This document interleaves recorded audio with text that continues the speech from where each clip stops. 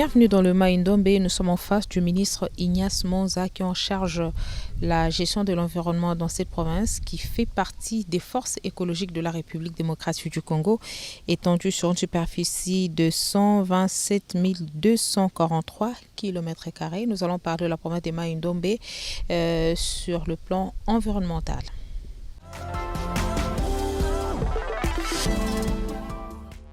Excellence, Monsieur le ministre, bienvenue dans notre magazine Écran Vert.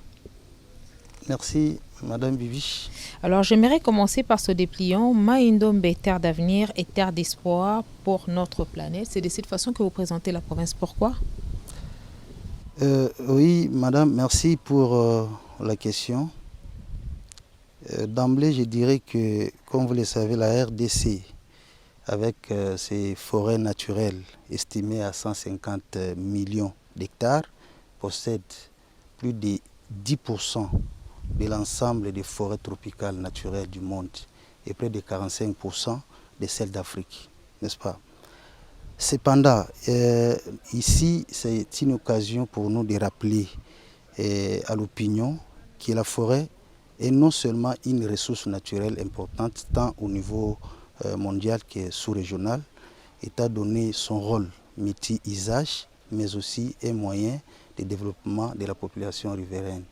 Maïndombe en soi est une province issue de démembrement parmi les 26 provinces de la République démocratique du Congo, avec bien entendu une superficie de 127,243 km² et une densité de 14 habitants par kilomètre, et fait partie des vastes zones forestières du bassin du Congo, dans laquelle elle occupe environ 9,8 millions d'hectares de forêt.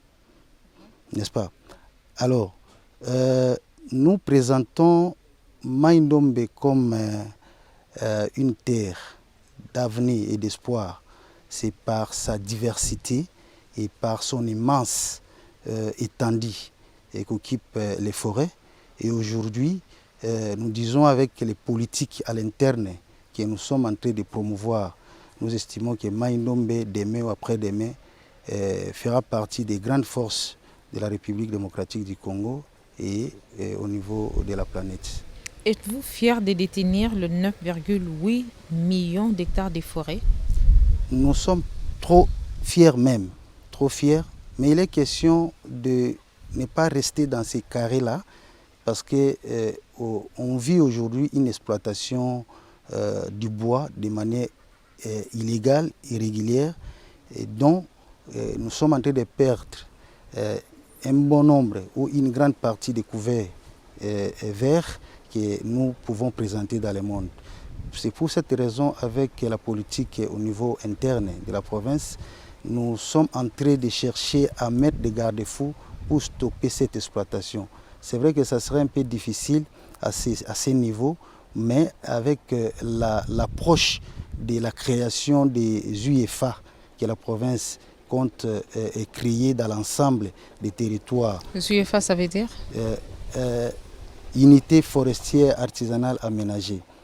C'est au regard de la loi ou de l'arrêté 085, la province a la possibilité de mettre en place ou de créer les unités forestières artisanales aménagées, dans lesquelles elle aura la pleine jouissance et peut faire des petits contrats avec des sociétés ou des ONG sur le plan de l'exploitation du bois. Parce que la province en soi n'est pas, à notre niveau, nous ne sommes pas habilités à délivrer les permis de coupe aux personnes morales.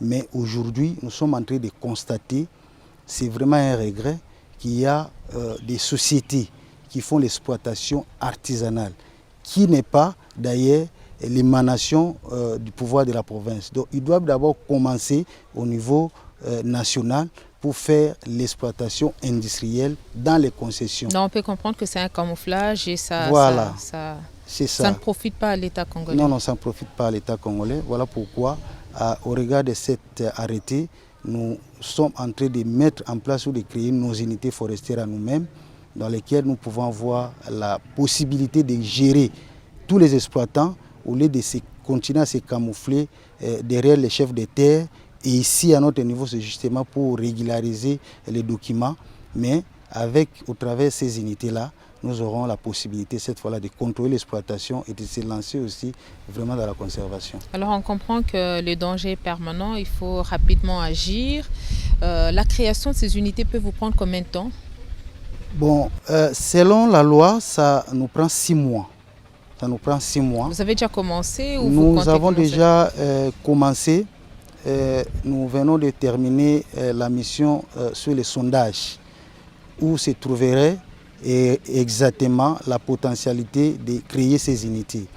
Et ensuite, va s'en suivre le recrutement d'une ONG ou deux qui sont vraiment habilités à mener des études socio-économiques ainsi que les inventaires multi-ressources. C'est avec ça nous saurons soumettre au niveau du gouverneur les propositions des arrêtés, parce que chaque unité doit avoir son arrêté. Et ça doit porter les différentes mentions, la localisation, la cartographie, les noms de la forêt, les noms du secteur, les noms du territoire. C'est le schéma que nous sommes en train de suivre maintenant. Alors, vous nous avez dit qu'il y a plus ou moins 9,8 millions d'hectares de forêt, dont environ 3 448 692 hectares, soit 35% occupés par les sociétés d'exploitation et les sociétés de conservation. Alors vous qui êtes ministre de l'Environnement, qu'est-ce que vous conseillez le plus? Qu'est-ce que vous intéresse le plus? Est-ce les sociétés d'exploitation, les sociétés de conservation ou encore les deux? Non, merci beaucoup madame pour cette question. D'ailleurs, nous sommes en train de nous lancer tous dans la conservation. Parce que le constat amer que nous avons fait, c'est la plupart des sociétés d'exploitation ont muté leurs activités vers la conservation. C'est la preuve suffisante qu'il y a quelque chose de plus dans la conservation. Et la province étant une province forestière, nous promouvons aussi la conservation au détriment nous sommes en train d'ailleurs de décourager tous les exploitants, tant artisanaux qu'industriels. Nous voulons tous nous lancer vers la conservation. Oui, on veut bien une conservation pour le développement. Est-ce qu'en tant que ministre de l'Environnement, vous avez des explications à nous donner par rapport à cette migration de l'exploitation vers la conservation? Oui, l'explication est tellement claire. Aujourd'hui, si la plupart des sociétés mitent vers la conservation, c'est parce qu'il y a les marchés crédit carbone qui est d'actualité. Mais qui n'est pas aussi facile. Qui n'est pas aussi facile parce que présentement, dans la zone du Nongo, nous avons même la société Somi Congo. Nous avons la société Somi Congo qui, au regard de tout ce qu'il a eu à faire dans l'exploitation, il s'est fondé sur la conservation, mais il y a toujours des petits soucis. On a eu à échanger avec eux longuement. Nous avons cru qu'il n'est pas facile de se lancer vers la conservation. Même la Sodefort, hein, avec 11 concessions que j'ai comptées après avoir passé un état des lieux, il a muté 10 de ces concessions vers la conservation. Cela veut dire qu'il n'a pas encore bénéficié d'un retombée direct, mais il a l'espoir qui n'est pas aussi facile. On va prendre l'éco-découverte, on se retrouve juste après.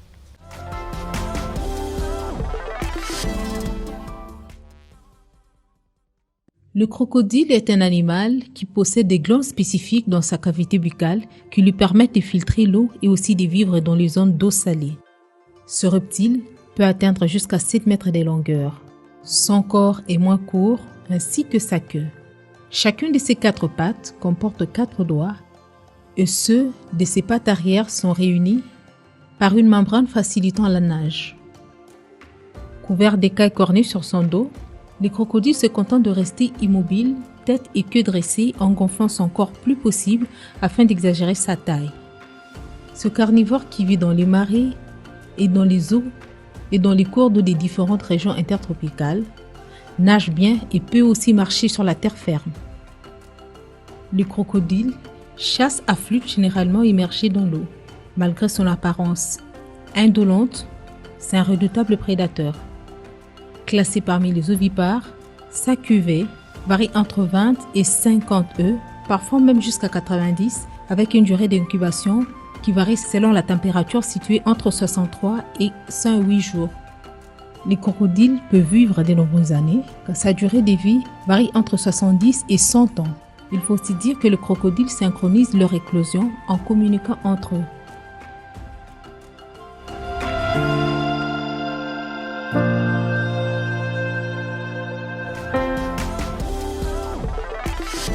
Alors, selon vous, qu'est-ce qui fait la force de cette province forestière?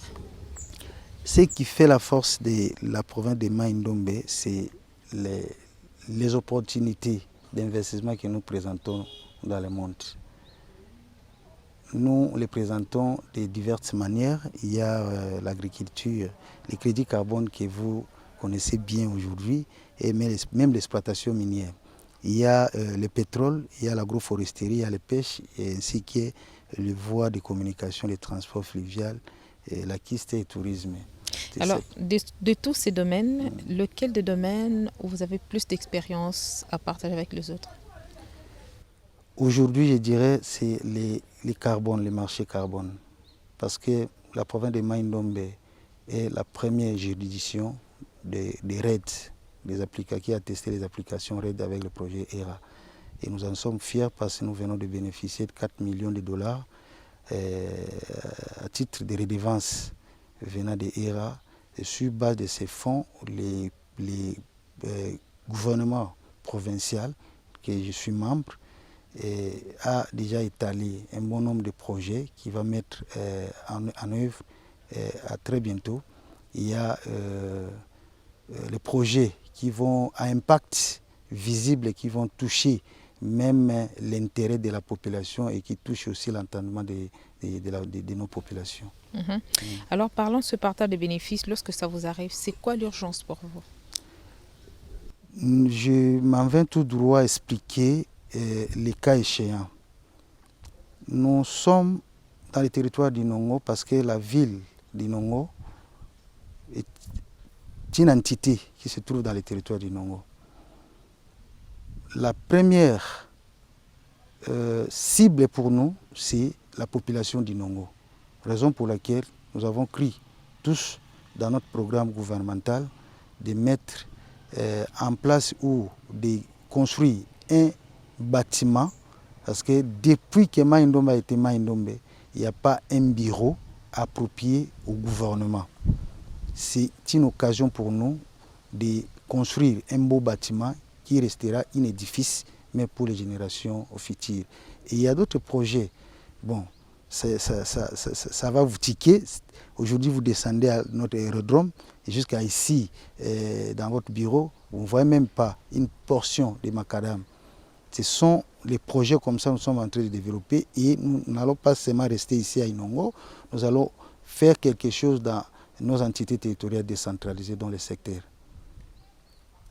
Dans quel état se trouve la faune et la flore de cette province pour l'instant? Bon, il y a beaucoup à réfléchir là-dessus parce que tant que la province ne met pas de bonnes politiques pour stabiliser ou protéger cette faune et flore, au bout du temps, nous allons perdre une grande partie de notre potentialité. Vous êtes ministre de l'Environnement. Oui. C'est la raison pour laquelle, avec la politique gouvernementale, nous voulons juste, à un moment, attirer non seulement les investisseurs, mais au niveau même local, il y a les possibilités avec nos services qui sont chargés de pouvoir mettre une réglementation, pour faire respecter même l'utilisation, l'usage de notre faune et flore. Parce qu'on remarque qu'il y a une certaine dégradation qui se voit du jour au lendemain. Et quelle est l'espèce emblématique qui identifie la province de Mai-Ndombe pour l'instant? L'espèce animale.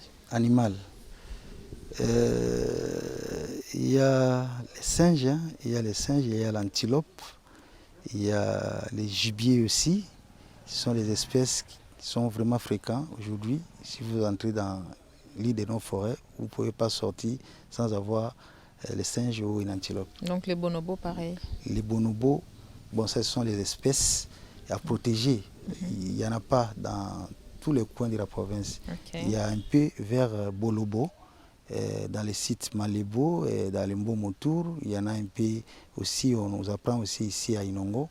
Mais c'est une expérience que nous ne pouvons pas encore démontrer parce que nous n'avons pas encore prélevé les échantillons. Alors nous savons que dans le lac Mai-Ndombe, il y a aussi une partie identifiée comme étant une zone à haute valeur de la conservation parce que nous y trouvons des hippopotames dans leur milieu naturel. Avec quel type de politique de gestion vous mettez en place pour essayer de valoriser ce coin? Hippopotame en soi, c'est un songo. Ouais, c'est un animal rare, en voie de disparition aussi. La province a une réglementation que nous voulons juste vulgariser au niveau même de nos populations, de ne pas procéder à l'abattage, n'est-ce pas? Ce sont des mesures que nous mettons juste du côté chasse pour que demain ou après-demain nous ne pouvons pas perdre cette espèce rare dont hippopotame. Ok, Excellence, Monsieur le Ministre, nous avons encore d'autres questions, mais il est temps pour nous de prendre la rubrique éco-créativité. On se retrouve juste après. Parce que tu comprends que depuis que vous avez dit na boye, bozui na songo na kwanga na pondu, ezo pesa quand même mingi. Ezo pesa bien. Bien penza. Sikoyo soki neti tozui pétrole, tozui na Obama. Nyonso zozwaka ngonga moko le temps que ezozala na mabele ti bobimisa ezosalema ndenge. Différence oyo eza na mwa oyo eza na mwa avantage oyo bayelaki biso ya Obama oyo mpo ye aza kotia bakwanga partout na mabele oyo ya biso le mosusu okozwa 3 oyo kaka tembeka pétrole oyo mpe katemba Obama kasi bomonzo eza bombonzo oyo bomonzo oyo mpona batembe ya Obama ere yaki tura liboso tokabolaki na bamama bakende kolona na bilanga na bango meme ngai oyo na elanga na ngai natiaki Obama natiaki mbwanji soki okei kotala na ndenge kwanga eza kobima en tout cas nakozwa résultat bien. Vous pouvez récolter ce que vous récoltez, c'est ma brosse là. Soki tosali récolte ya bakwanga tokosala yango fufu omoni tokoteka tokozwa mbongo biso mpe tokolia eza garanti mpo fufu eza eloko moko ke soki bosali yango ebele ekosunga yo na bana. Est-ce que lorsqu'on parle des parcs, on peut comprendre qu'il y a une partie de la province de Mai-Ndombe qui est aussi couvert par le parc de la Solonga? Et quel est le bénéfice que vous tirez de ces positions géographiques? Bon, les bénéfices en soi, nous n'avons pas encore eu des retombées directes. Parce qu'aujourd'hui, il y a même, je dirais, la spoliation, s'il faut utiliser ce terme, de ce parc.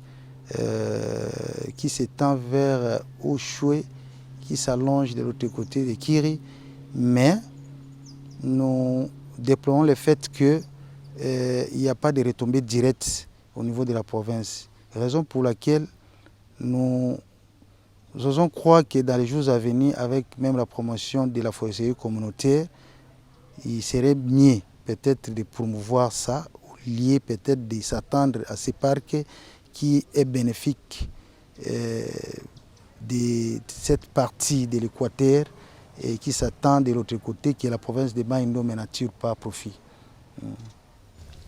Est-ce que vous avez déjà des chiffres par rapport au taux de la déforestation dans cette province? C'est un travail que nous sommes en train de faire maintenant. Comme vous le savez, il n'est pas facile d'emblée de répondre en termes exacts. Mais depuis que j'ai accédé au pouvoir, c'est un défi que je me fais.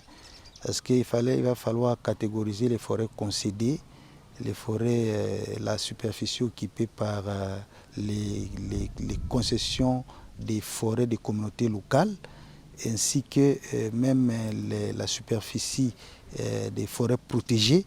C'est un travail que je suis en train de faire. Et peut-être dans les jours à venir ou dans la prochaine occasion, je pourrais vous situer parce qu'on a lancé l'opération au niveau des territoires et avec nos services, nous allons croire. Parce que c'est vrai que Mai Ndombe est présenté aujourd'hui comme une terre d'avenir et d'espoir, mais il va falloir les présenter de manière aussi claire. Parce que si on ne met pas de garde-fous, de bonnes politiques pour stopper la déforestation, à quoi servent ces slogans de même les pays solutions que RDC prétend dire aujourd'hui? Parce que pays solutions tire aussi sa force à la base. La déforestation aujourd'hui est présentée par des mauvaises pratiques que nous constatons. Au niveau même de Mai Ndombe, je vous dis, madame, il y a l'exploitation illégale du bois qui prend une grande partie des couverts forestiers de la province.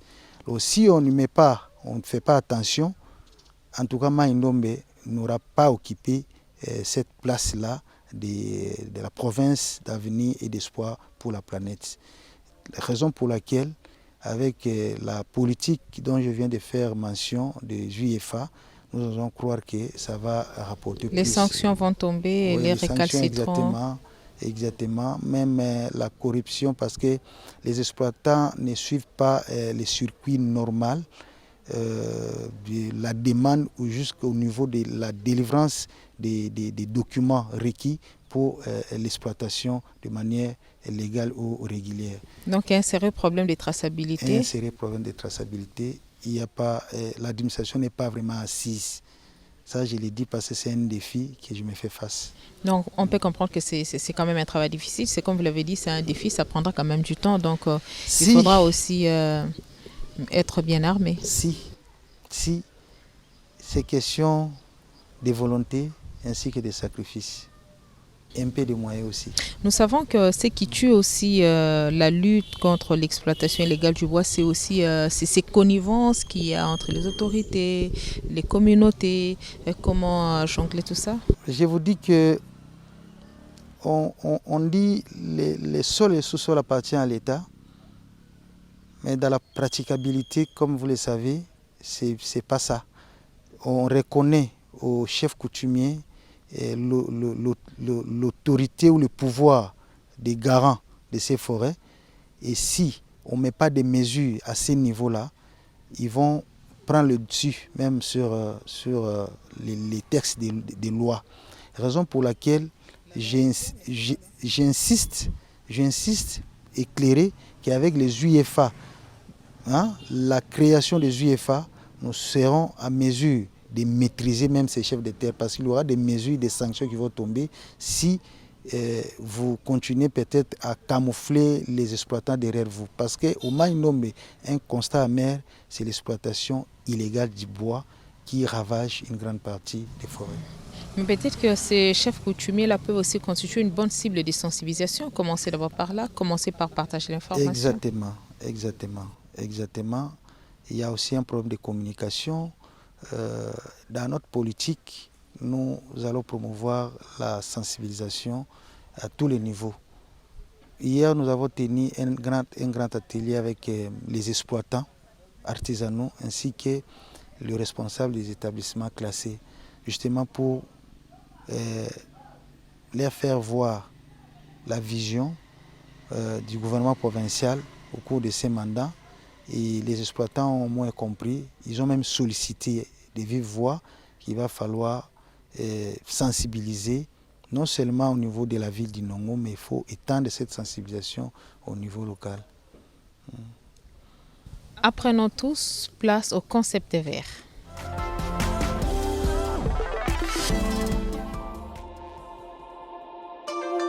Les roseaux est une plante aquatique à tige droite et lisse.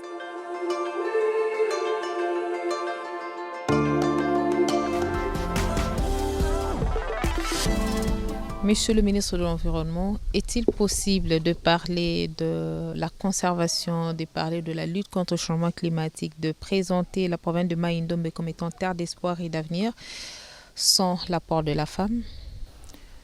Sans l'apport de la femme, je dirais non. Parce que les femmes sont les vrais cultivateurs aujourd'hui, même s'il faut parler de la conservation de la nature. Donc, les femmes occupent une place capitale à la province, raison pour laquelle ils se retrouveraient dans différents niveaux de décision.